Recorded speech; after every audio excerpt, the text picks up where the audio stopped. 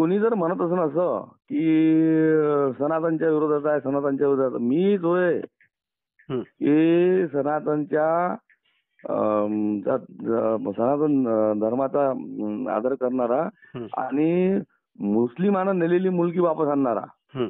कोणी मागचा आमदार होता का? तो तर लग्न लावून देत होता मुस्लिमाच्या मुलीसोबत, हं, हं. आपल्या मुलासोबत. मुलासोबत. हं, हा, मग ह्या गोष्टी यांनी लक्षात घ्यायला पाहिजे. आणि हं, तिथं काही 4-5 लोक माजी आमदाराचे कार्यकर्ते उभे होते, सुपारी किंग. हं, हं. ते सुपारी किंग जे वेगळ्या पक्षात होते पहिले, आता तिथल्या बोट्या संपल्या, तर इकडे आता पैशासाठी इथं येऊन ते त्यांनी मला नंतर लक्षात आलं की षडयंत्र. म्हटलं बाबा सनातन म्हणजे काय, मी म्हणजे कोणते मुद्दे आहेत त्याच्यात मला माहित नाही पाहिजे का.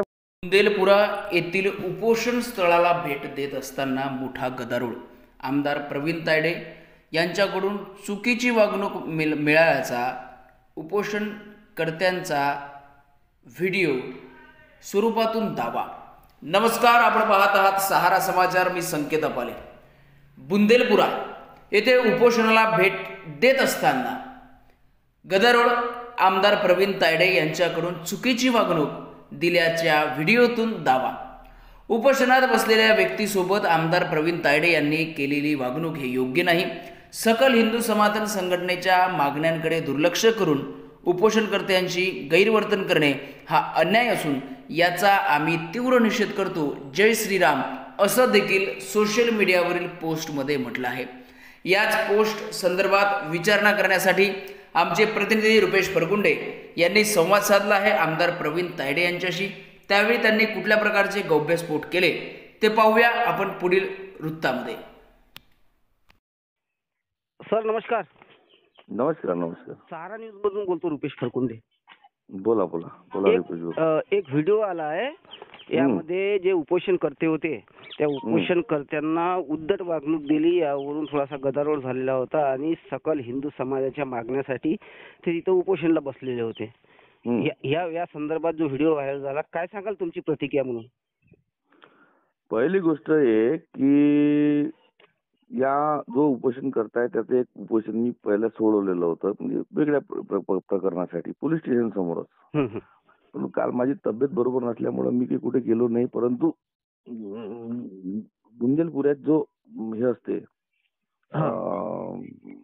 देवीचा हे उरूस, त्याच्यात जेवणाचा कार्यक्रम होता. मला रमेश काका माळगींनी बोलवलं आणि गौर सर जे आहे, डॉक्टर गौर, यांनी पण बोलवलं. मी गेलो तिथे, बरं नसताना गेलो. तर तिथे काही मंडळी आली, तर ते म्हटले की तुम्ही तिथं ते उपोषण सुरू आहे, तर ते उपोषण स्थळी भेट द्या.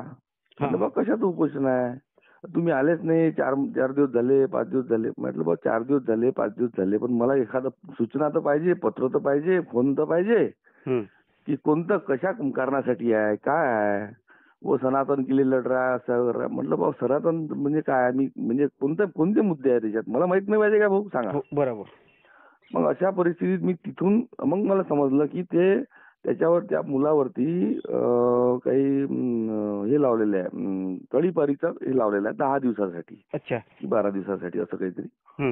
मग मी एचडीओ साहेबांशी बोललो, आपले उपविभागीय अधिकारी. म्हटलं एचडीओ साहेब हे कसं काय, तर ते म्हणे प्रस्ताव आला मला पोलीस स्टेशनचा. मी केलं तरी म्हणे आपण, म्हटलं बा तो काही गुन्हेगार नाही आहे, तो काही सराईत गुंड नाही आहे.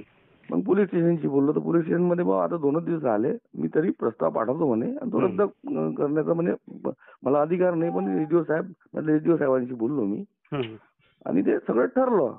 मुद्दा निकाली निघाला होता, त्याच्यासाठी तो उपोषणाला बसला होता. तो मुद्दा निकाली निघाला होता. आणि मुळात मुद्दा हा त्रिशूल आमच्या कचऱ्याच्या गाडीत नेला असं त्यांचं म्हणणं होतं. पण पोलीस स्टेशनशी संबंधित मी विचारलं तेव्हा ते म्हटले की आमचा जो गणपती आहे मोहल्ल्याचा, तो ज्या ट्रॅक्टरमध्ये नेला त्याच ट्रॅक्टरमध्ये आम्ही त्रिशूल नेला. तर आता ते ठीक आहे, मतांतरे आहे, तरी मला तिथून म्हणजे एवढा मुद्दा झाला होता ना, आता सगळं त्यांच्या समोरच होते, ते त्यांचे प्रतिनिधी होते, त्यांच्या समोर झालं. नंतर मला तिथं जबरदस्तीनं बोलवण्यात आलं, तुम्ही येत नाही का सांगा, तुम्ही यायला पाहिजे, तुम्ही उपोषण करताल, तुम्ही असं करून राहिले तसं करून राहिले. म्हटलं बा मी काही करून नाही राहिलो, मला आजच समजलं, आत्ताच समजलं उपोषण सुरू आहे. मला कुणी सांगितलं तर मी पहिले आलो असतो. आता विकासाकडे लक्ष देणं आहे ना. आणि कोणी जर म्हणत असेल असं की सनातनच्या विरोधात आहे, सनातनच्या विरोधात, मी जो आहे की सनातनच्या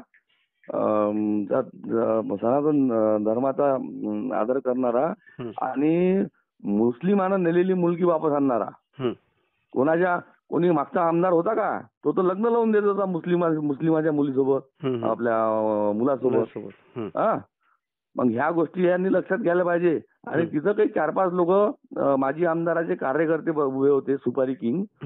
ते सुपारी किंग जे वेगळ्या पक्षात होते पहिले, आता तिथल्या बोट्या संपल्या तर इकडे आता पैशासाठी इथं येऊन ते त्यांनी, मला नंतर लक्षात आलं की षडयंत्र होतं म्हणून. मी तिथं गेलो, म्हटलं सगळं झालेलं आहे.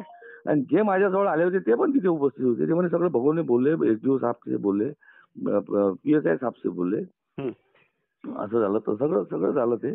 पण यांनी उचकलं की तुम सनातन खतरे में है और ऐसा है. मतलब तू मत सिखा मेरे को सनातन खतरे में. कौन किसको बोला मैंने? वो प्रहार वाले को.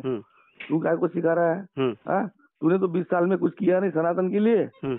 तू तो इलेक्शन के मुंह पे तेरे आदमी मस्जिद और मंदिरों में मस्जिद में पैसे बांटने जाते थे. मैं थोड़ी गया. तू सनातन शिकेगा मेरे को. तो त्याचे लोकांनी थोडीशी गडबड केली. बाकी काही विषय नाही आहे.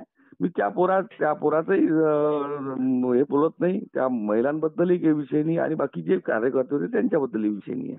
तिथं काही प्रहारचे काही, मला माहित आहे ते कोण आहे तर, प्रहारचे 4-5 लोक सोडलेले होते. त्यांचा जो मनसुबाच होता इलेक्शनच्या तोंडावर काहीतरी आपण हे करायचं. आणि हे काय गोष्टी सांगते, यांनी आतापर्यंत का अतिक्रमण काढले नाही, यांनी आतापर्यंत का फेरीवाल्यांना हे केलं नाही. आणि यांनी आतापर्यंत जे आता मुलगी गेली होती त्याच्यासाठी मी पोलीस स्टेशन मध्ये जाऊन स्वतः मुलगी आणलेली आहे, म्हणजे तिथं उपस्थित राहून हे केलेलं आहे. ती वापस तिच्या सुखरूप घरी दिलेली आहे. याच्या पुढे सनातनचा अपमान कोणी केला तर सहन केला जाणार नाही. माझा तर विषयच नाही आहे. मी तर मुळातच सनातनी आहे. त्याच्यामुळं हा आरोप आहे, हा भगोडा आरोप आहे, हा इलेक्शनच्या वेळेवर रचलेलं षडयंत्र असल्यासारखं आहे. आणि मला तर वाटतं तिथं काहीच झालं नाही बा. फक्त ते काय, कोणाला आवाज येत नव्हता, कोणाला स्पष्ट बोलत नव्हतं. आणि जे सगळे बोलत होते तिथं सगळी गोंधळ होता. बाकी काहीच विषय नाही. मी तिथून निघून आलो. म्हटलं मेरे को बुलाना नाही था ना, मैंने तो पहिले प्रॉब्लेम सॉल्व किया था. तो बस, बाकी याच्यापेक्षा जास्त काहीच नाही आहे. आता ते विरोधक त्याच्यात सनातनी येन हो, आता ते काय, मला जे लिहून राहिले ते स्वतःच्या पांढऱ्यात गांजा आणि दारू विकून त्याचाही बंदोबस्त करणार आहे पोलीस प्रशासन. मी सूचना दिलेली आहे, म्हणजे मी सजेस्ट केलेलं आहे की तुम्ही हे कार्य वाचत नाही. पांढऱ्यात गांजा तिथं नीलकमल हॉटेल समोर पांढऱ्यात गांजा राहते म्हणून, तोही मला माहित आहे. आणि ते सगळा बंदोबस्त आता होईल. ठीक आहे. वंध्यत्व हा काही खूप मोठा आजार नाही. होय, वंध्यत्वावर मात करणे आता सहज शक्य आहे. आधुनिक वैद्यकीय उपचार आणि सहाय्यक प्रजनन तंत्रांमुळे अनेक जोडप्यांना गर्भधारणा करणे शक्य झाले आहे. वंध्यत्वावर मात करणे शक्य आहे का? होय, अनेक आधुनिक उपचार जसे की IUI, IVF, ICSI या सर्व नवीन वैद्यकीय तंत्रज्ञानामुळे वंध्यत्वावर मात करणे आता सहज शक्य झालेले आहे. तुम्हाला वंध्यत्व निवारण करायचे आहे का? तर आजच भेट द्या Pele hospital maternity nursing home व वंध्यत्व निवारण केंद्राला, जयस्तंभ चौक, परतवाडा. उपलब्ध सुविधा: sonography, normal delivery, caesarean section, गरोदरपणातील समस्यांवर योग्य अनुभवी डॉक्टरांकडून उपचार, गर्भाशयावरील गाठींची शस्त्रक्रिया, शासनमान्य गर्भपात सुविधा, कुटुंब नियोजन शस्त्रक्रिया, वंध्यत्व निवारण उपचार, मासिक पाळी संबंधित समस्या. आता या सर्व समस्यांवर अनुभवी डॉक्टरांचं मार्गदर्शन मिळवा. डॉक्टर रोहिणी स्वप्नील वेले, प्रसूती व स्त्रीरोग विशेषज्ञ, वंध्यत्व निवारण तज्ञ व लॅप्रोस्कोपिक सर्जन. अपॉइंटमेंटसाठी संपर्क 8369534911.